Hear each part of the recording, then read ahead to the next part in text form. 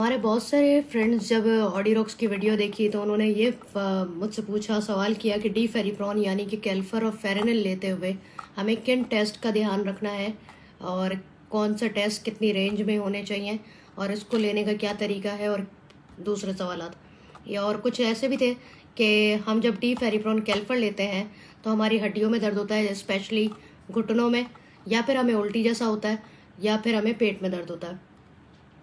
तो बहुत आसान सी बात है कि डी फेरिप्रॉन कैल्फर फेरेनिल आप जब लेते हैं तो इसको लेते हुए आपने अपने सीबीसी कंप्लीट ब्लड काउंट का बहुत ख्याल रखना है, क्योंकि ये वाली दवाई डी फेरिप्रॉन कैल्फर या फेरेनिल आपके वाइट ब्लड सेल और प्लेटलेट्स को जो है वो कम कर सकती है।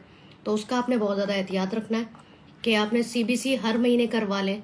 सीबीसी अगर आपकी कम आ रही है, प्लेटलेट्स आपके कम आ रहे हैं, डब्ल्यूबीसी आपके कम आ रहे हैं, तो आपने डॉक्टर से मशवरा करना है, क्योंकि अल्लाह ना करे अगर वो ड्रॉप करेंगे तो वो बहुत ज़्यादा कॉम्प्लिकेशंस क्रिएट कर सकते हैं।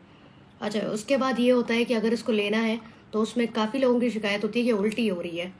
तो उल्टी और मतली को अवॉइड करने के लिए सबसे पहली बात ये कि अगर आपकी दवाई का डोज 6 है, मतलब ये कि आपने दिन में 6 गोलियाँ खानी हैं, तो आप हमेशा एक गोली से स्टार्ट करें। आहिस्ता आहिस्ता आहिस्ता महीने के बाद उसको 2 गोली, फिर 3, फिर 4, फिर 5 और इस तरह से 6 पर आ जाएं।